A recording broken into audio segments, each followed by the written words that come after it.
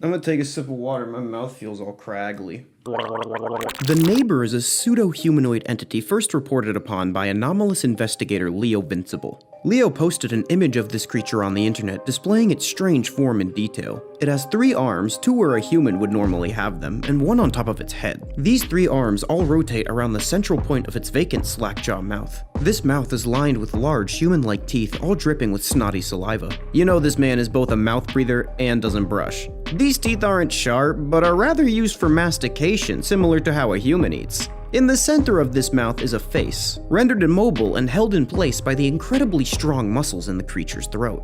The face inside the neighbor is not actually a part of its original biology. That face is of its last human victim. The victim only exists from the voice box up now, as the rest has been entirely digested. The neighbor has an anomalous evolutionary adaptation where it can manipulate the nervous system of the decapitated head through rudimentary electrical stimulation.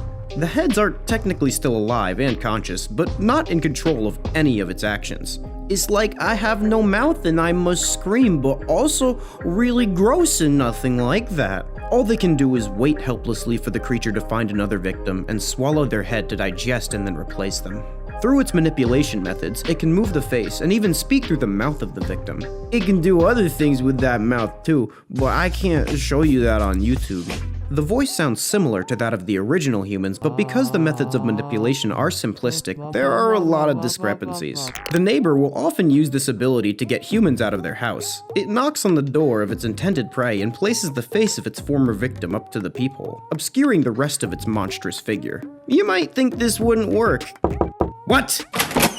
Hello! What do you want? Hello, I am your real human neighbor and not a man-eating creature keeping your neighbor's head alive as a flesh puppet in my gullet. May I come in for a cup of sandwich? Ow, my nose! Humans, even the smart ones, will believe almost anything you tell them. If you are dumb enough to open that door, you'll be in more trouble than I was when I replied to my teacher's end-of-class Kahoot by saying I wanted to shoot myself. Upon the human opening the door, the creature will seize one of the victim's arms in each of its torso arms' hands, and the head of the victim in its top hand. It will then swallow its current decapitated meat puppet and force the new victim legs first down into its gullet, securing its face in the back of its throat, and digesting the rest of its body. It then hooks itself into the nervous system of its new head. As is the life cycle of the neighbor, the only trail it leaves is an entirely intact, shitted out human skeleton.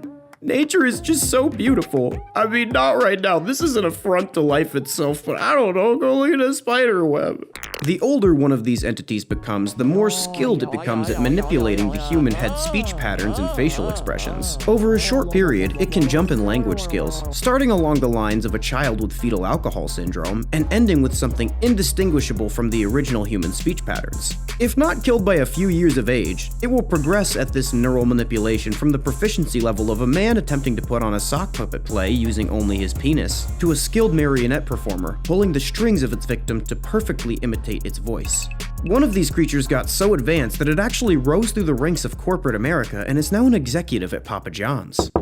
I don't know how many bones you have, but if you don't stop, that number's gonna double. Dude, we just met. You know I only eat humans. This is about the no smoking code in the building. If you call the cops, I'll tell them you eat people. The shelf life of a decapitated human head is very limited. I learned that from Paula Deen. As the head rots inside of the entity's gullet, the brain will get less and less functional, and the neighbor's speech patterns will decay along with it.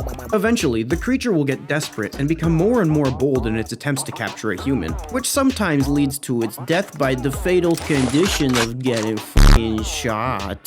If you like this video and want to see more, make sure to like, comment, and subscribe with all notifications enabled, or I'll tell this weird giant gangly thing where you live. I want to shout out Biodegradable for fondling media into an AZFK cognito hazard. They're a great editor, and you should go watch all of their things. Shout out to the members of the Inner Circle. Love y'all. Hey,